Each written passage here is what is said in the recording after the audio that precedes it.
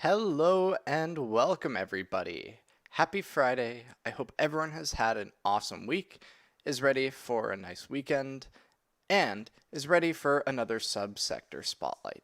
Today, we're coming with another sector that, much like semiconductors, is not one that you directly engage with, but the impacts and, well, challenges that these industries have faced over the past few months and years has impacted and will continue to impact our lives, whether you realize it or not. So, I want to make you aware of this specific subsector, building and construction materials.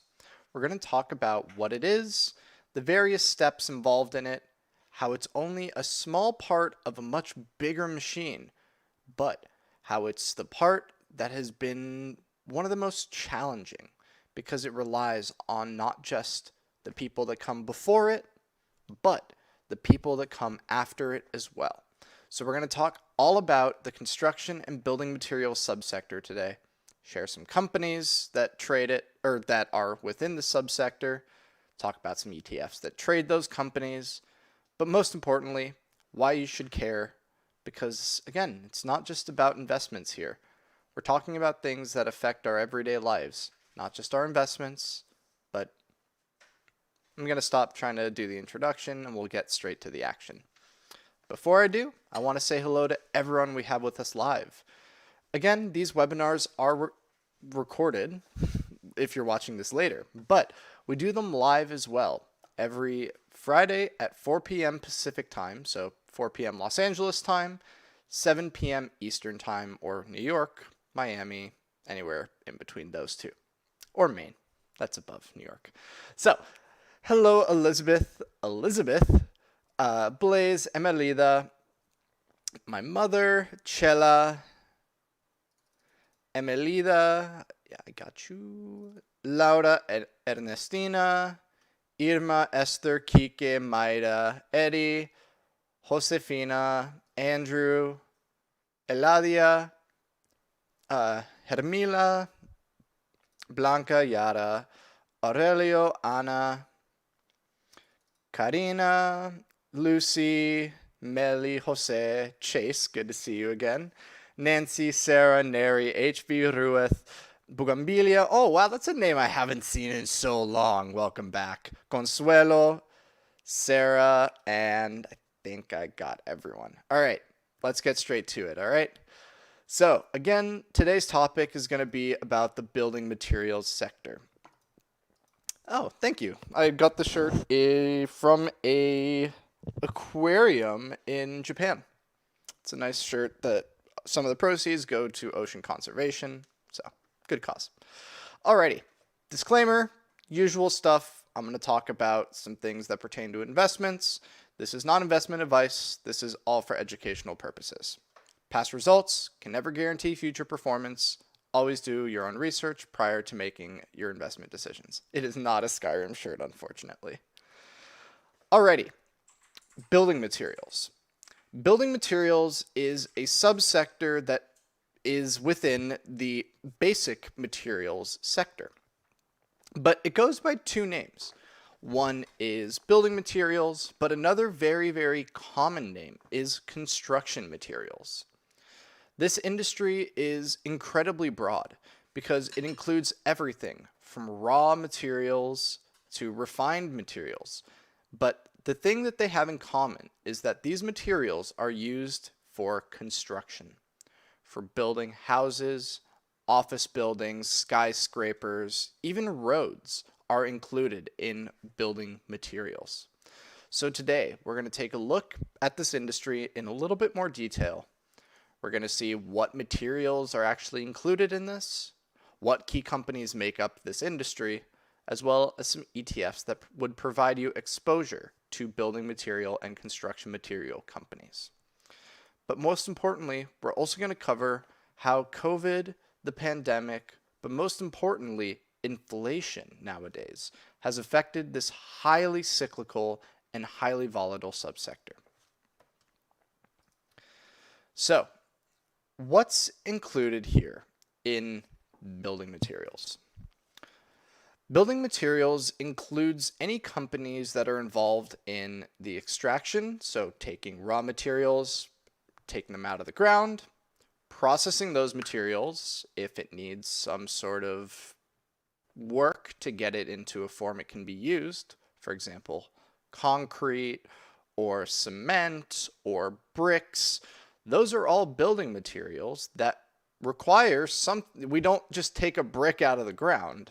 I wish we could. That'd be kind of cool.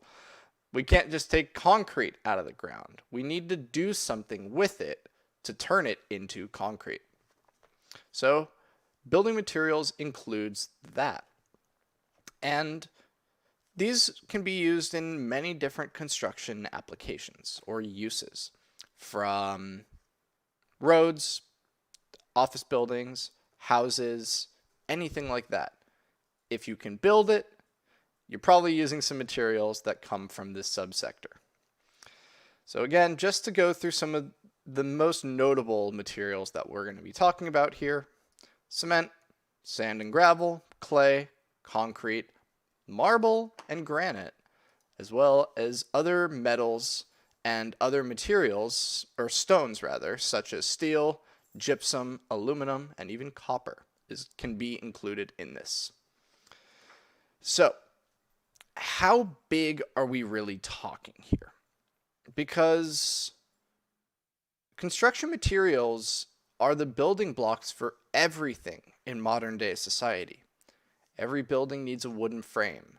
That wood needs rebar and concrete and a foundation. Everything around us uses construction materials. So it should come as no surprise that the construction materials sector is a $129 billion industry in the US alone. It's also been an industry that's been around. Yeah, semiconductors are pretty new. Semiconductor companies and the semiconductor sector or subsector is still fairly new in our kind of time frame. But construction materials, on the other hand, we've been building things for a couple more than 50 years. So this sector is not anything new. But it's still as important today as it used to be back when construction was how we built everything and construction was booming. There's always this saying that the best job security you can have is a dentist, because, well, there's always going to be a need for dentists. Where we all have teeth. Our teeth need to be cleaned. We get cavities when we eat too much sugar or when we don't brush well. Always brush your teeth well, please. But most importantly, this industry has a lot of that. Yes, construction we can eventually automate some of. We can automate building bricks. We can automate putting bricks in a form to make a wall. But we can never replace the need for taking material out of first off, finding where the material is. Second, pulling that material out of the ground. And last, getting that material to where it's going to be used. There will always be a need for that. So this industry has quite a bit of job security in that regard. Eleazar, awesome to see you. Oh, wow, lots of old faces today. It is awesome to see you all. Thank you for being here. All right, so despite the importance and necessity for construction materials, it's incredibly volatile, which is weird.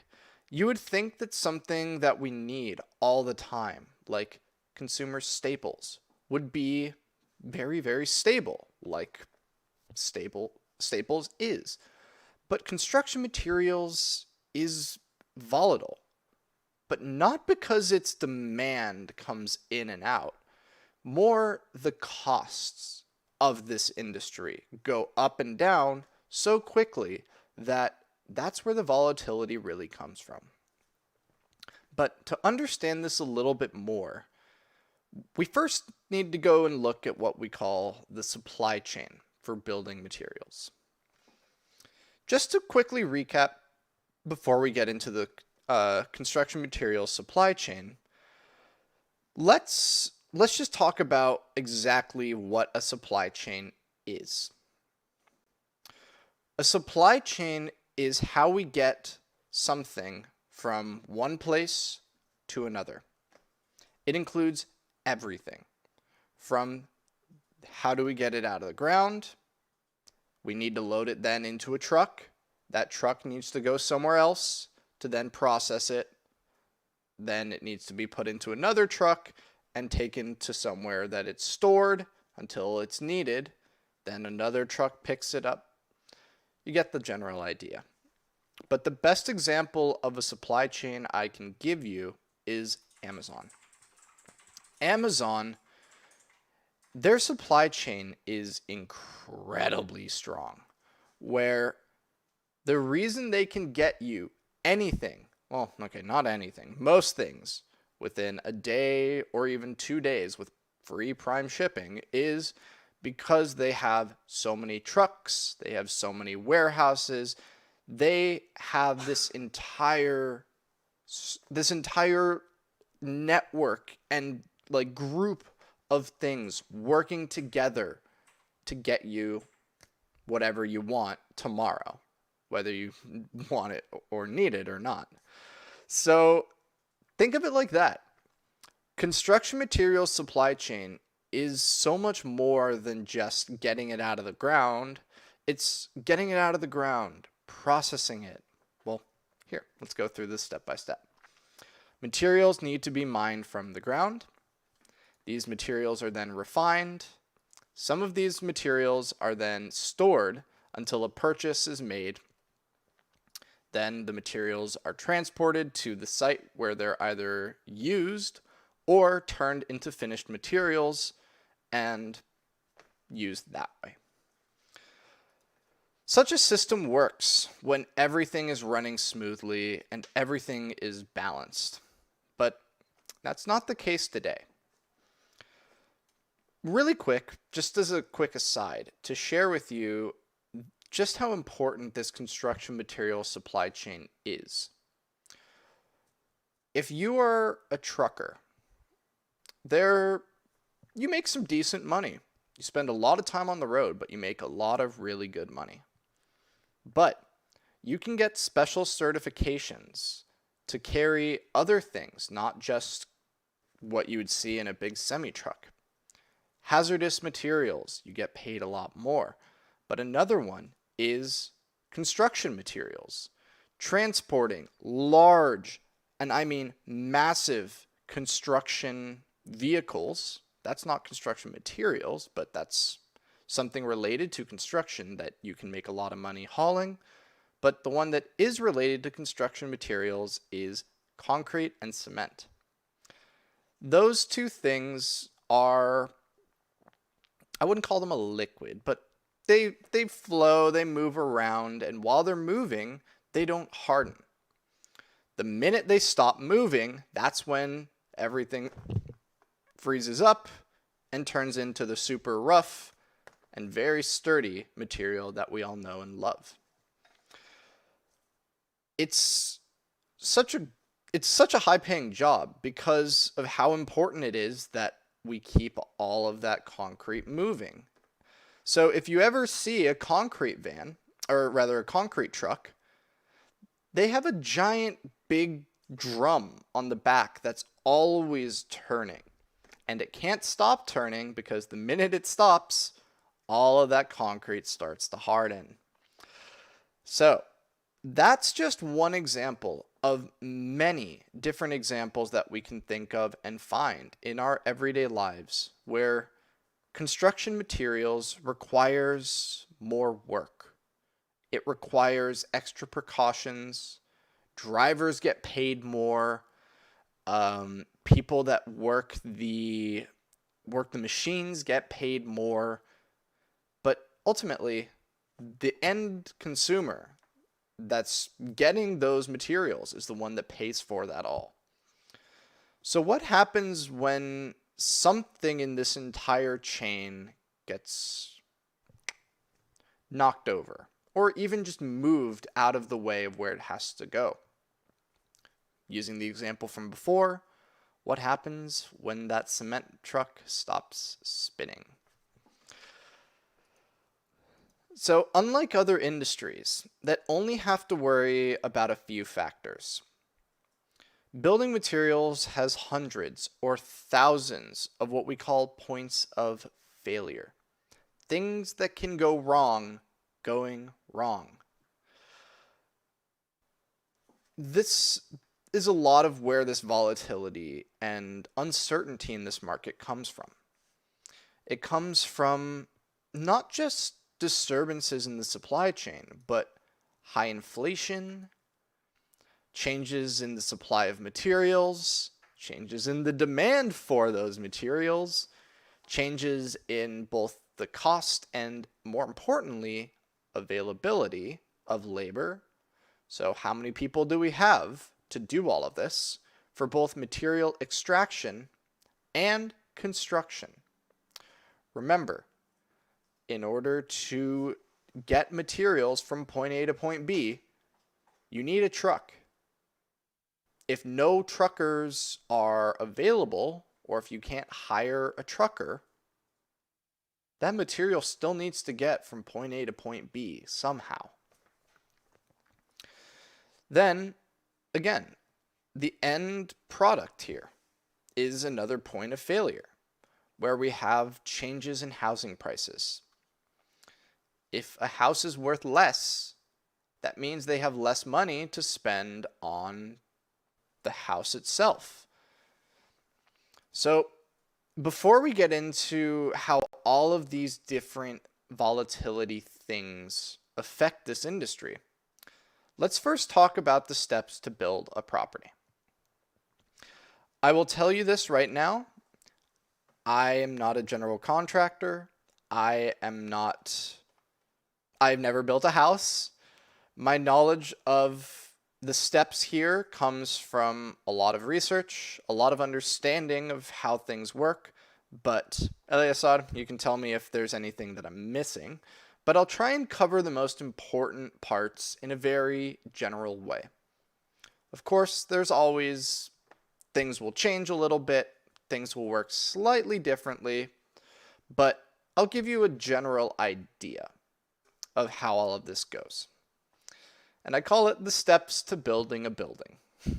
So, first step is a design for a building is made. They decide what they want to build, where, and go through and figure out all of the materials that they would need to make that thing. Then you hire what's called a general contractor, and most likely an architect and some other people, to actually build the house.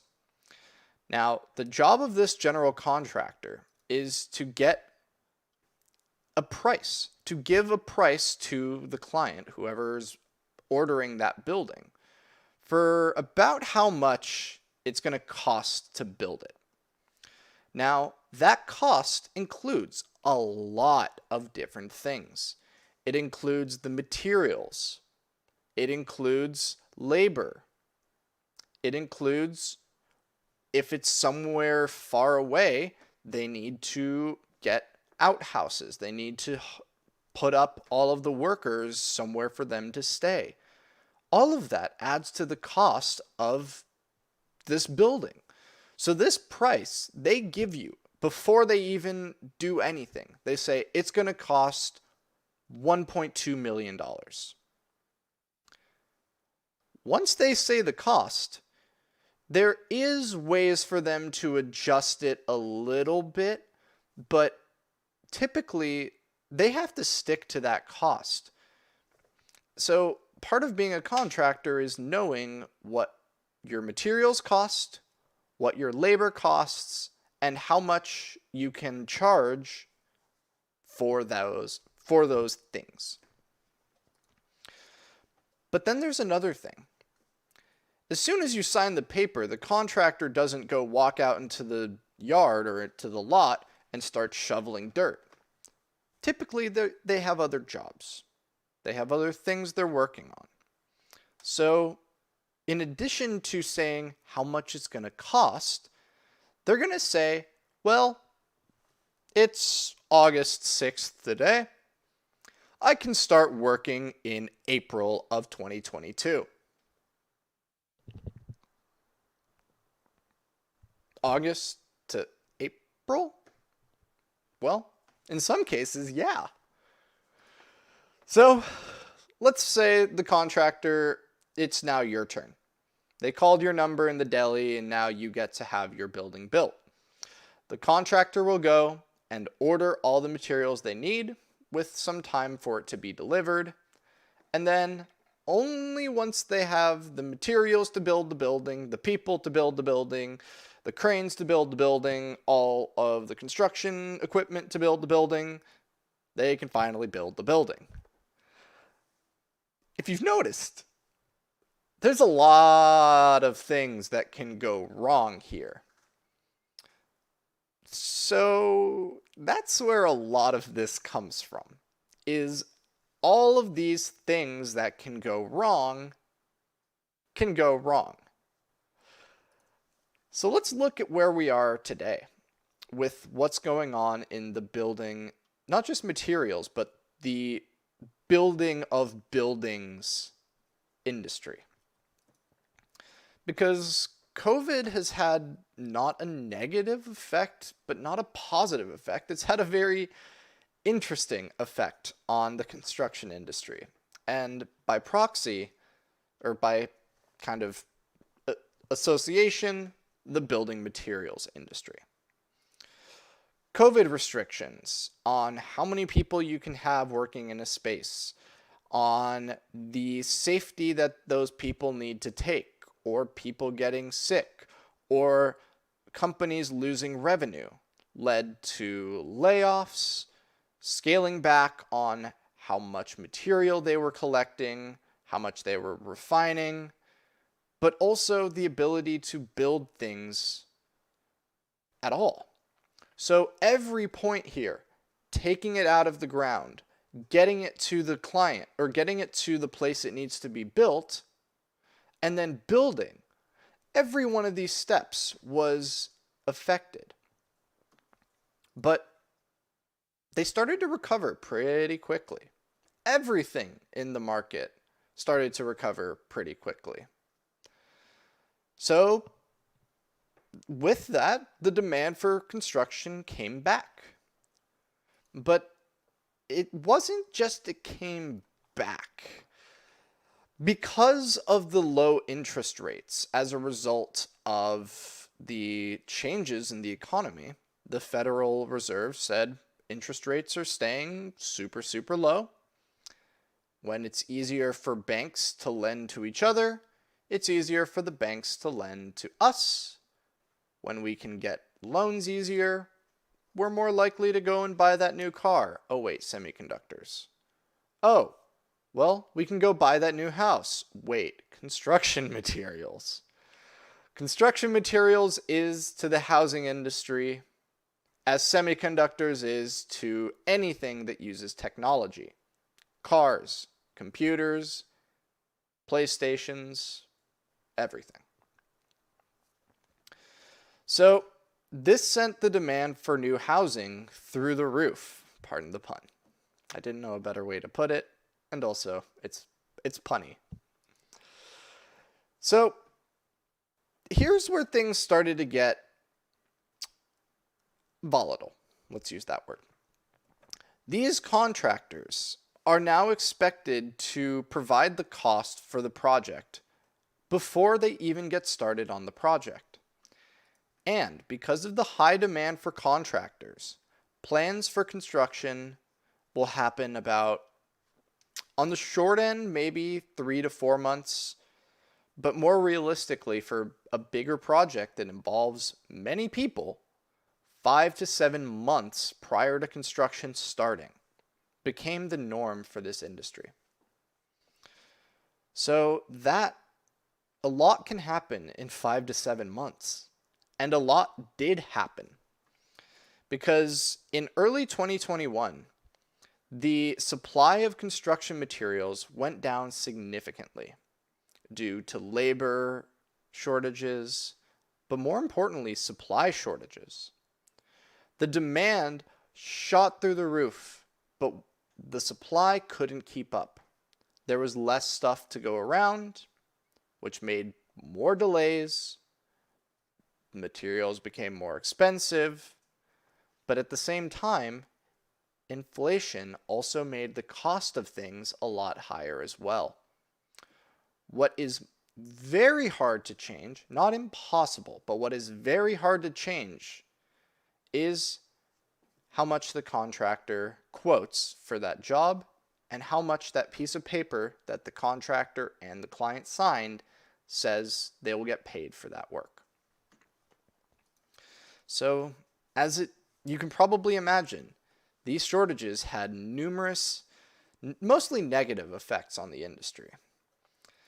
Because as materials got harder and harder to find, the cost of these materials shot up significantly. And at the same time, due to the shortages, current projects got delayed, while future projects became unprofitable at best. And because of the inflation that we are currently seeing, this further stressed an already pretty stressed out industry. But to show you this a little bit more clearly, I'm going to highlight some construction materials prices. And this is going to be information that I got from a incredibly good source. And if this is something interesting to you, I'm going to post where I got this information from, because this is only a super small part of an incredibly large industry. So let's look at some of the cost increases for these materials. There's an organization called the AGC, or Associated General Contractors of America. The AGC publishes and shares data that they collect once a month that shows the price of things. How much do things cost? Labor, energy, gas. Excuse me. Everything that goes into building a property, from the equipment rentals to the lumber to the diesel to the energy costs to to run the equipment, all of this is recorded and put into spreadsheets so that we can see how the price of things changes over time. I'm going to share some of the highlights, or I guess biggest changes that I found in the June report, which is the most recent one we have. But if everything we're talking about today is interesting to you, I highly encourage you to go and look at some of this data yourself, because it's fascinating. It's real. The amount of data they collect and provide is incredible. And I can't do it justice in one slide. I'll do my best, but in the chat right now is the link to the AGC's website where I got all of this data, as well as it'll be in the resources section of the description of this video. Now, let me show you what I've actually found. One of the things that they mention and track is how the prices of materials have changed between June 2020 to June 2021. So here's some of the price changes that we've seen. Lumber and plywood, the price has doubled. It's gone up by 100.9%. Steel mill products have gone up by 87.5%. Iron and steel scrap have gone up by 90.7%. Copper-based scrap has gone up by 63.4%. The cost of diesel fuel has skyrocketed by 127.4%. And the total cost of the energy needed for this construction is 79% higher. And lastly, to give you just one number to rule them all, the overall cost of construction is increased by 26%. That's substantial. We're talking residential, but also commercial industries that have been affected. The costs have skyrocketed. And if you're interested in this data to see what it really means and where these price changes are coming from, again, I cannot emphasize enough, I recommend going and looking through the data they provide. It is incredibly detailed, incredibly thorough, and very, very fascinating to learn so much about this industry. It's something I didn't get a chance to do for semiconductors. It is an industry with a lot less exposure, but also much less consumer facing. You don't really think about the electronics manufacturing industry until something goes wrong in it.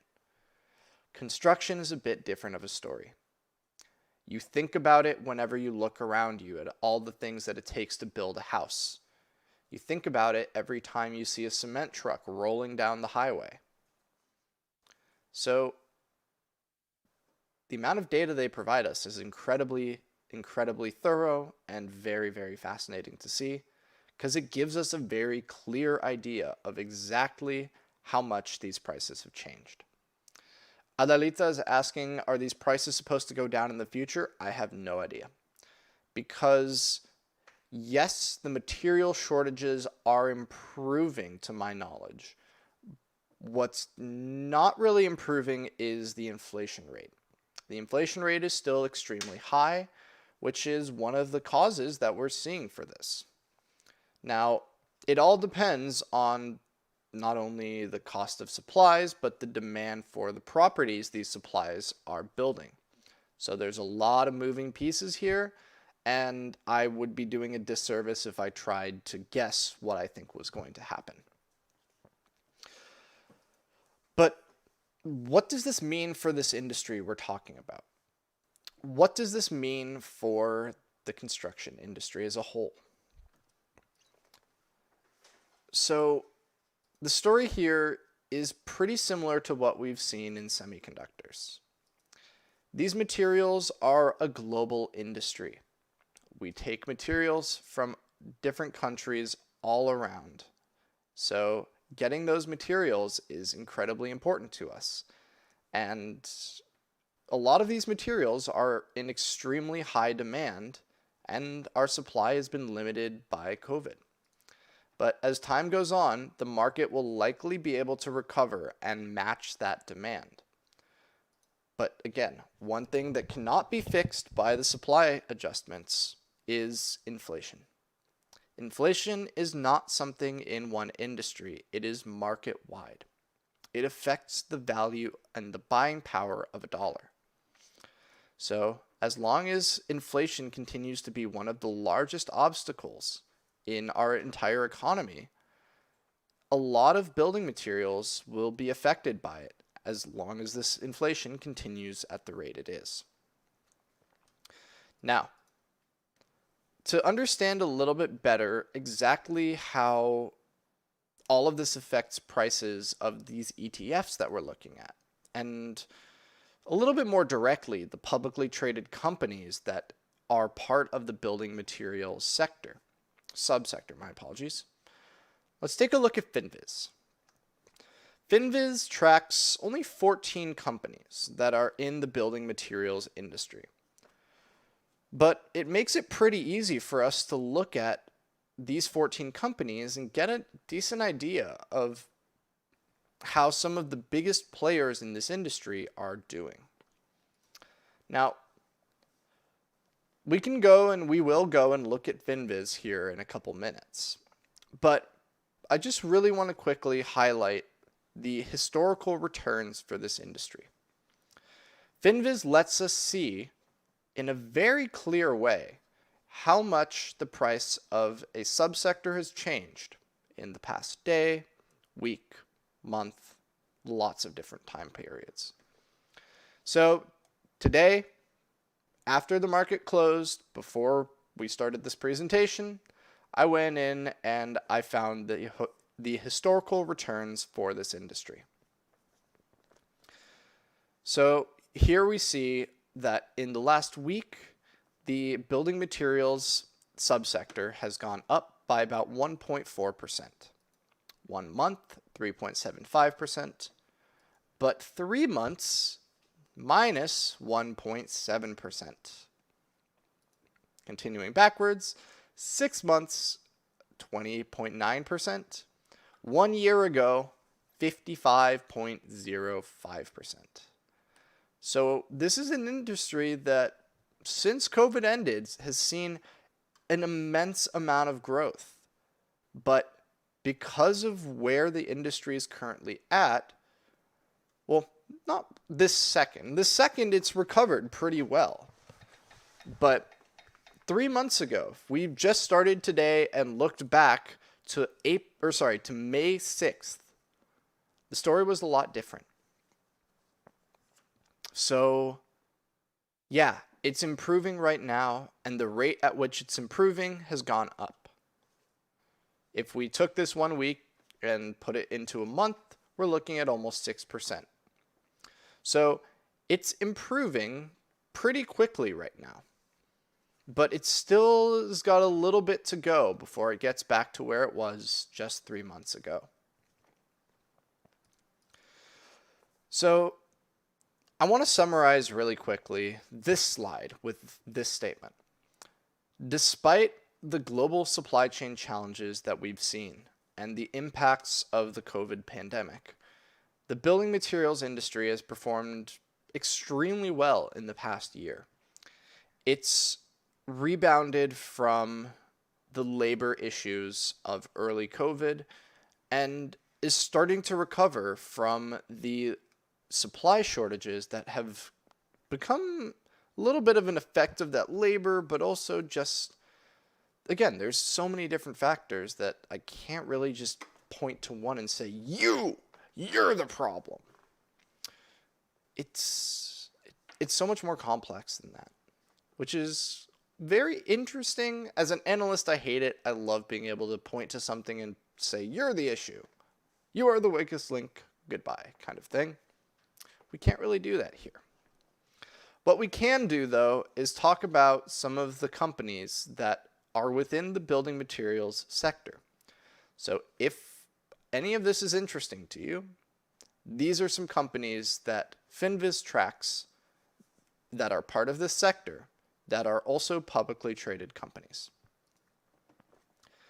So I'm going to list these out. They are not in an order of favoritism or anything. These are in order of how big they are, how much money they make, rather, market capitalization. So, CRH PLC, that's not the ticker, that's the company's name. Their ticker symbol is CRH. Vulcan Materials, which is VMC. Martin Marietta Materials, MLM. James Hardie Industries is JHX. Cemex is CX. MDU Resources, very surprising ticker symbol, MDU. And then Eagle Materials, EXP. Funny enough, Eagle Materials about 6 months ago made it onto the Be a Profit watch list because of its fundamentals. So some of these companies are fairly big, have some pretty decent fundamentals, and are not a financial advice, solely my personal opinion. Some of these companies are very interesting to keep an eye on moving forward. So this is going to be a pretty short list here, but there are some ETFs that allow you to get exposure to the building materials and construction materials subsector. These are ITB, iShares US Home Construction, XHB, which is State Street Spiders Home Builders ETF, and then PKB, Invesco's Dynamic Building and Construction ETF. Again, there are a few more, but they were a little bit less related to building materials and construction materials, and were a little bit more just general.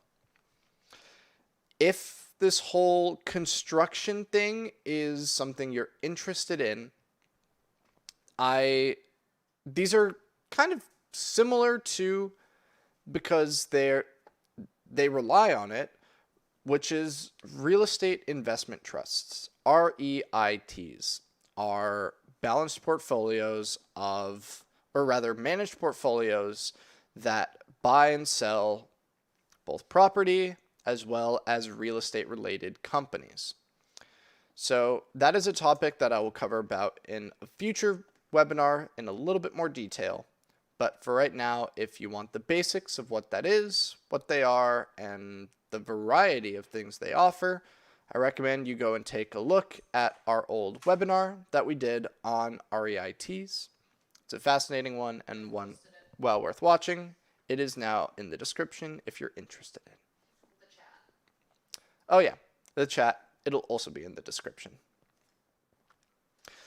So, takeaways. Why does any of this matter?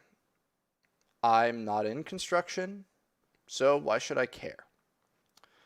Well, because the point today was not just showing you the value of ETFs that invest in this industry. Yes, Sectors Made Simple is about investments and showing you where the bull market is. But I also want to make you aware of an incredibly important subsector whose health relies on but also impacts numerous other sectors and industries. Like I just mentioned, this subsector impacts other types of investments, not just companies, other investment categories such as real estate investment trusts, REITs. But it also impacts you. This is going to be a long bullet, but I apologize. If you're looking to buy a home, if you're looking to do any home projects, or if you're just looking to do something around the house, the cost of the materials that you're going to need has likely gone up. The cost of lumber, the cost of metals, the cost of even rock has changed. And if you're not the kind of do-it-yourself person, and if you wanted to hire someone to do the work for you, like a general contractor, the availability of that contractor to be able to do the work that you want or need might just be, you might be waiting a little bit longer than you may expect. Also, they might charge you a little bit more than you would have expected as well. So don't go Googling the costs, because the costs change all the time. If you're curious at how quickly and how much and how often the prices change, AGC's data is fascinating, and we'll cover that in much more detail and accuracy than I would ever be able to. So I'll direct you over there if you want more data. Just to share a really quick story with you all. All of you guys know the SMS mascot, Cleo the cat. She tries to go where she's not allowed to. And Kira and I wanted to find a way to stop her from going where she's not supposed to. So we went to the hardware store, to Home Depot. And that was when I originally discovered just how much the construction industry and lumber has been affected. We ended up getting what's essentially the kind of particle board quality kind of wood that you would find from IKEA furniture. Very, very flimsy, but extremely, well, it gets the job done. It fills space. Anything that we would have wanted over that, what was it, about $80, $100 for the pieces of wood that we were looking at? Yeah.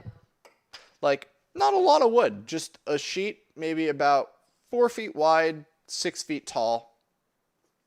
You were looking at about $80 to $100. We ended up finding this piece that they had in the defects pile. It was super, super cheap because it was kind of cracked and they didn't really want it. They didn't need it. And we were like, all right, we'll take it. And they're like, cool, here's 80% off of it. It was still like $15, $20. So it affects you. Whether you're trying to stop your cat from getting into a room they're not supposed to, whether you want to, maybe you're a woodworker and you like building things with different types of woods. Some of that lumber may cost you a little bit more than you were paying before. And if you're looking at building a home or modifying your house, those costs are going to go up as well. Also, the time frame in which you can get that work done is going to be a little bit longer than it previously was. So, that is what I have for you all. It's fascinating to get to talk about an industry that, whether you like it or not, impacts so much more than just something that you can invest in. We're talking about an industry that is omnipresent. It is always there.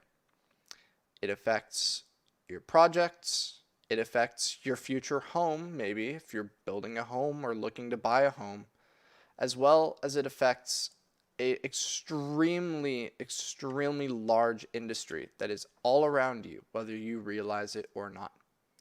Construction is huge, and the cost of materials is inevitable. We can never suddenly make construction things out of nothing. They need to come from somewhere, and that somewhere is the building and construction materials sector. When that subsector is weakened, costs go up, which means the costs go up for the general contractors, which means the costs are going to go up for people like you and me as well. We finished up early today. Alrighty, so we got some time for some questions. Does anyone have any questions for us?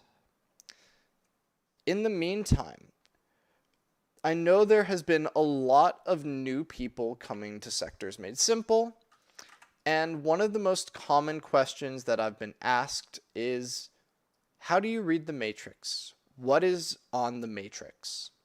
And where should I go to start learning about the matrix? So if there aren't any questions related to the building materials subsector or anything like that, I want to talk about this really quickly, just to share with you all some information that doesn't matter if you're a Sectors Made Simple subscriber or not. Some of what I share right now will be very interesting and helpful to you. So let's take a look over here at the matrix as we see it today. I'll make it a little bit bigger. When you log into the matrix, which is available at dash.sectorsmadesimple.com, you will be brought to this page. Oh, Elizabeth, in FinViz, building materials is called basic materials. Great question. Let's actually go and look at that together. So if we go to groups, here we see basic materials. Basic materials includes a lot more than just building materials. If we click into it, we can see, if we go up here to group, we change this to basic materials industry. Here we see all of the things that are included in the basic materials sector. Agricultural inputs, aluminum, coal, copper, chemicals, steel, specialty chemicals, paper products, other industrial metals and mining, lumber and wood production, silver, other precious metals and mining, and gold, and also building materials. So basic materials is the broad sector. Building materials is the subsector within basic materials. Alrighty. So if we head on over to the matrix, I want to show you guys some of the main parts that if you're new to Sectors Made Simple, you should know about. First is the most obvious. We have the relative strength matrix, this big grid here. This tells us what sectors are the leaders. Positive trend is the long term. X count is the short term. Total is the two added together. That is the main thing that if you want to say who is the strongest sector right now, you would look to say long term, short term, or overall. Now, the next part that you can start using, and I recommend taking a look at, is the momentum table. Momentum is how have these numbers changed over time? How have these numbers gone up or down? So we can compare those current matrix numbers to yesterday, which is the previous matrix, or we can click here in the drop down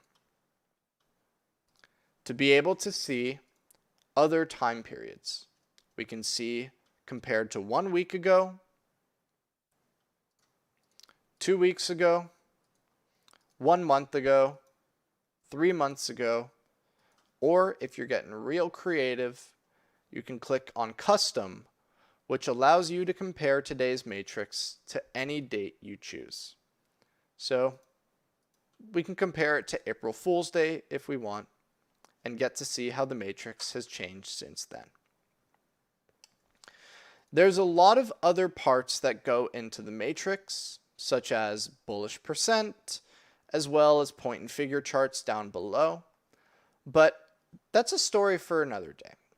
The last thing I want to share with you on the matrix, and is the most valuable thing you can know is there, is this button down in the bottom left, this question mark. If we click here, it brings up a giant help menu to tell you what all of these ticker symbols mean, what all of the letters mean, what BPIs we look at, basic matrix information, and si quieres saberlo en español, tenemos una opción aquí para leerlo en español. So everything on the matrix updates daily. The prices on the left update every about 15 minutes or so. And there's much more that we are adding to this constantly, including a new matrix update that I'll be talking about in next Friday's class, custom matrices. The ability to give it a list of companies and have it make you a matrix to compare those companies, as well as the ability to see the momentum for those custom matrices to compare the relative strengths over time. That update will be included in your Sectors Made Simple subscription. Now, a lot of this requires knowledge about the matrix, how to read it, but also what a matrix even is. So this is something that applies to everybody. Yes, accessing the matrix requires a subscription. What does not require a subscription is going to our learn.sectorsmadesimple.com website. All you need is a free account, no credit card, nothing is needed. Just make a free account and you can head on over, and our webinar series, Introduction to the Matrix, is 12 hours worth of classes. You can watch as many or as few as you want. But these classes are available to everyone and will teach you everything you need to know about what Sectors Made Simple is, the information we provide, how we make that information so you learn what we are doing. And in one of the last videos, we will make a matrix together using a list of companies that the live attendees suggested. So by the end of this series, if you don't want to buy a Sectors Made Simple subscription, you'll have the knowledge needed to make a custom matrix for yourself, and very quickly realize that it's incredibly time consuming, and that's why we've created tools to help you do that automatically. The other series on here that is very well worth watching, but is not related to the matrix, is Spreadsheets Made Simpler.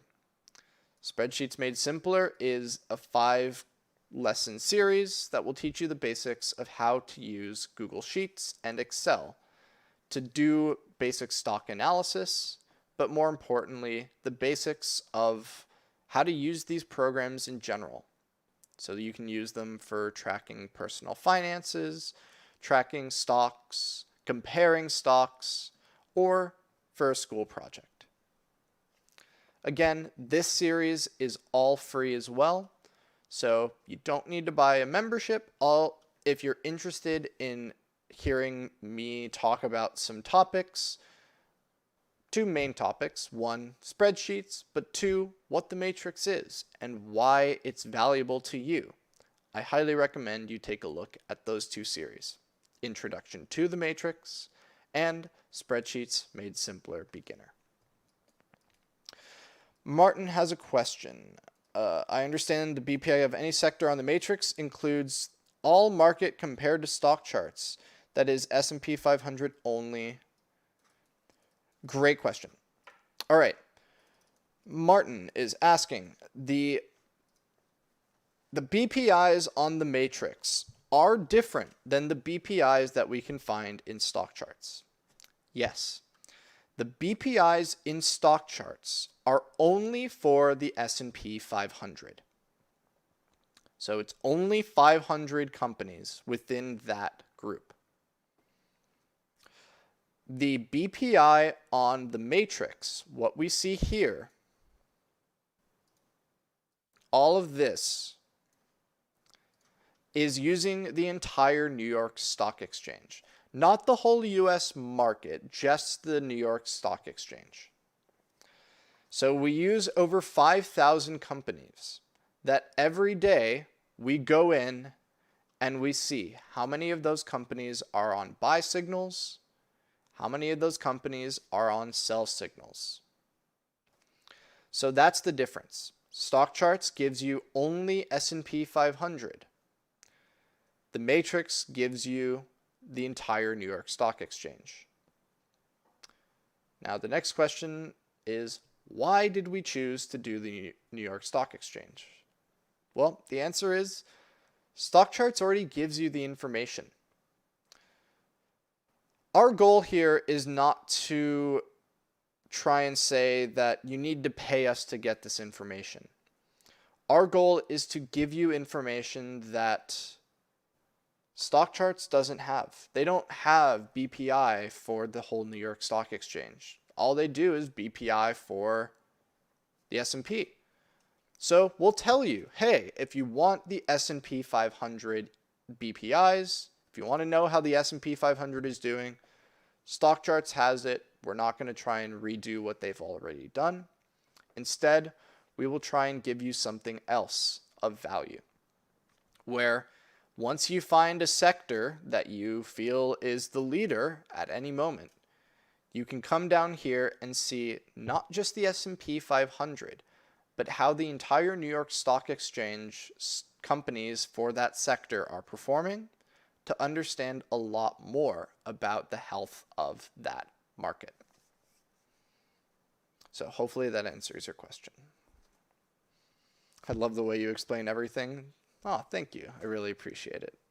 It's fun to get to just find things that are interesting to me and be able to talk about them. So thank you all for participating and for engaging with these webinars.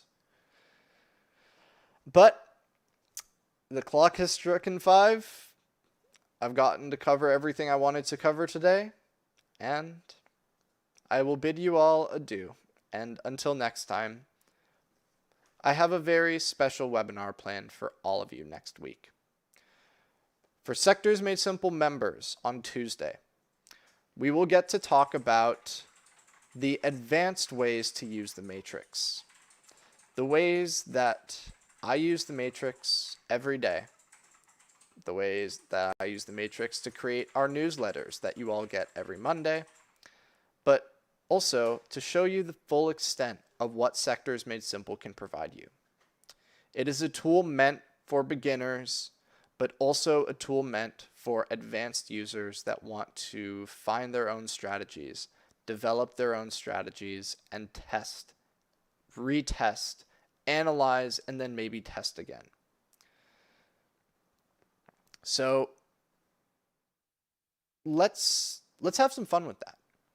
And then next Friday, I will get to show off custom matrices for you all to get to see the new addition and the new update to the matrix. We'll run some custom matrices using companies that you all suggest, and we'll get to see how all of that information helps to make investing simpler for you, for me, and the entire Sectors Made Simple community. So, thank you all so much for participating in today's webinar. It's been an absolute pleasure to share with you more information that helps to make investing and understanding the world a little bit simpler. Thank you all so much. Have a great weekend, and we'll see you all back next week. Take care.